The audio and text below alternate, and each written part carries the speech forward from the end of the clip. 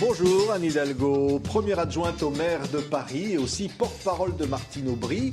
Comment se passe la campagne pour les primaires? On est à 2 jours d'un débat télévisé qui est très important entre les candidats à la primaire socialiste. Comment va Martine Aubry? Martine Aubry va très bien. La campagne est intense. Elle a multiplié les déplacements sur des thèmes très importants et d'actualité. L'éducation, elle a dit quel était son projet pour l'école, projet de fond. Bien sûr, la question des postes est posée, des enseignants, mais c'est 70 000 postes à créer, dit François Hollande par exemple. Bon, ça, il faut voir où, à quel endroit, là où ils sont le plus nécessaires. Et d'ailleurs, ce ne sont pas que des postes d'enseignants, puisque Martine Aubry l'a dit, il y a besoin aussi d'assistantes sociales, d'assistantes accompagnant par exemple les enfants en maternelle et accompagnant les institutrices de maternelle. Il y a besoin aussi des assistantes de vie scolaire pour les enfants handicapés. Aujourd'hui, une grande pétition est lancée par les associations, notamment qui travaillent sur la question du handicap. On aura les moyens, Anne Hidalgo, de financer tout cela dans une situation de crise. On voit encore aujourd'hui la situation internationale. Ce que Martine Aubry a dit là aussi très clairement, c'est que bien évidemment, il faut bien gérer et gérer sérieusement. Et ce n'est pas ce qu'a fait ce gouvernement, puisque l'accroissement des déficits publics est quand même la marque première du gouvernement et de la présidence de Nicolas Sarkozy.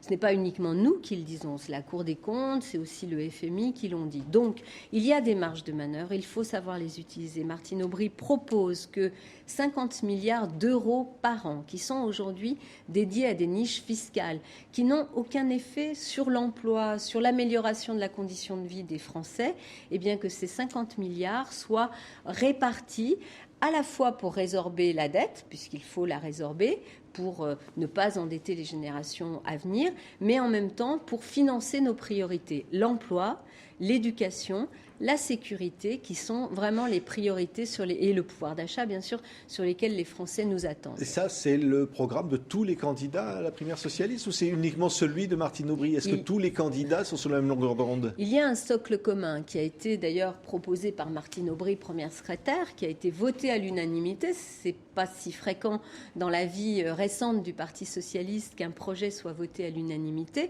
Donc ça nous réunit tous. Ensuite, je crois qu'une primaire, elle est là aussi pour montrer des différences, pour montrer des insistances sur tel ou tel thème.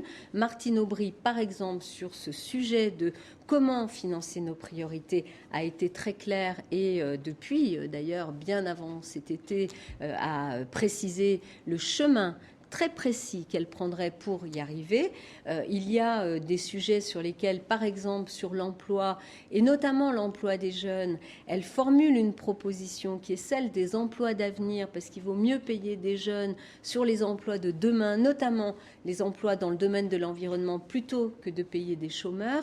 Elle a fait des choix qui sont parfois différents des compétiteurs et de nos camarades à la primaire. Mais on voit les sondages qui la donnent en retard face à François Hollande, largement 10 points dans certains sondages. Oui, écoutez, d'abord 2 choses. Moi, je mets de côté complètement les sondages sur la primaire citoyenne, parce que, et les sondeurs le reconnaissent eux-mêmes, ils ont essayé de faire le travail sérieusement, je ne les mets pas en cause, mais sauf qu'on ne sait pas quel est le corps électoral qui va se déplacer, combien de personnes, etc.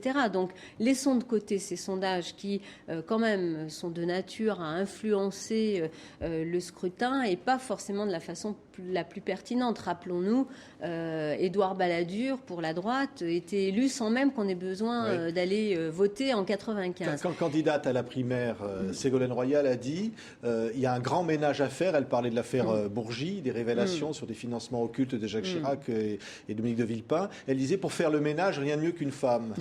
Vous aimez ce genre de phrase? C'est une boutade et je la prends vraiment comme une boutade. Et voilà, c'est quand même une référence au fait que 80% des ménages dans notre pays voient les tâches domestiques assurées par les femmes. Donc je ne vais pas revenir là-dessus. Mais en revanche, oui, il y a un ménage à faire, c'est certain.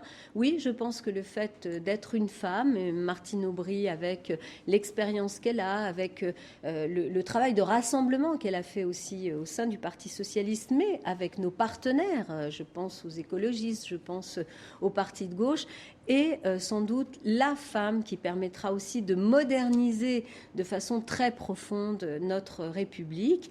Et je crois qu'on peut faire confiance aux femmes, en l'occurrence celles qui ont eu aussi une expérience avec des preuves à l'appui. C'est le manque d'expérience qui peut nuire à François Hollande ? Je ne parle pas de ce qui peut nuire aux uns et aux autres, mais je crois que vraiment notre pays a besoin de clarté, de sérieux, mais je crois que personne ne conteste le sérieux de Martine Aubry, de clarté aussi, c'est-à-dire qu'on doit pouvoir dire aux Français, voilà, ça nous pouvons le faire, ça nous ne pouvons pas, ou ça nous le ferons ultérieurement. Il faut être très clair, je crois que les gens n'en peuvent plus qu'on les balade, voilà, sur des thématiques, sur des promesses, ça n'est plus possible. Martine Aubry est cette femme qui a cette clarté, cette force, cette autorité aussi, et par ailleurs, une femme à la présidence de la République, et cette femme-là à la présidence de la République, je crois que ça serait un signal magnifique dans la modernisation aussi de notre démocratie et de notre pays. Hier, Claude Guéant a marché sur les Champs-Élysées, annoncé l'interdiction de la mendicité. Il pensait notamment à la délinquance roumaine qu'il a fustigée une nouvelle fois à Paris. Vous êtes première adjointe du maire de Paris. D'abord, la sécurité, c'est un sujet sur lequel nous sommes extrêmement mobilisés et c'est pour tous les Français un droit. Mais ce que fait M. Guéant, c'est vraiment une opération de communication qui n'est pas digne du tout. Parce que quand on regarde ce qu'a fait ce gouvernement, la diminution du nombre de postes de fonctionnaires de police, moins de 10 000, le fait qu'il n'y ait plus du tout de police de proximité, c'est-à-dire dans la relation directe avec la population, le fait que, par exemple, sur les mineurs isolés étrangers, puisqu'il visait très précisément les jeunes Roumains, vous savez que le gouvernement ne met pas les moyens. C'est de sa compétence d'accueillir les mineurs isolés étrangers. C'est-à-dire qu'il doit de l'argent à la mairie de Paris. Il doit plus de 100 millions d'euros, 102 millions d'euros très précisément, sur cette compétence-là à la mairie de Paris. Il n'a versé à ce jour que 178 000 euros. Alors oui, on a raison quand même d'interdire la mendicité sur les Champs-Élysées. Avant de procéder à cela, parce que ça n'a pas de sens, ça n'aura pas d'effet, pourquoi il y a des mineurs isolés qui mendient dans les rues et qui posent des vrais problèmes ?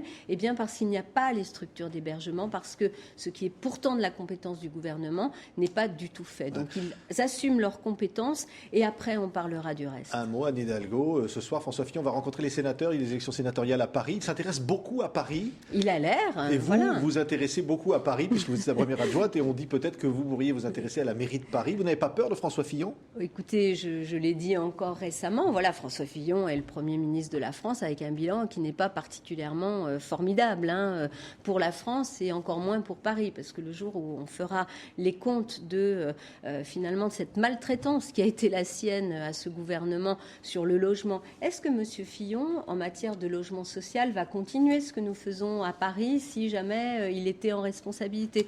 Est-ce qu'il ferait, par exemple, les aménagements? Je pense aux voies sur berge, je pense à tout cet embellissement de Paris. Il y a plein de sujets qui seront sans doute les sujets de l'élection municipale, mais voilà, nous travaillons, nous sommes une équipe progressiste autour du maire de Paris. Calendrier n'est pas encore 2014. Voilà. Bien sûr, jusqu'en 2014. Calendrier n'est pas encore au municipal, mais on y travaille. Merci Anne Hidalgo d'avoir été l'invitée de TV5 Monde.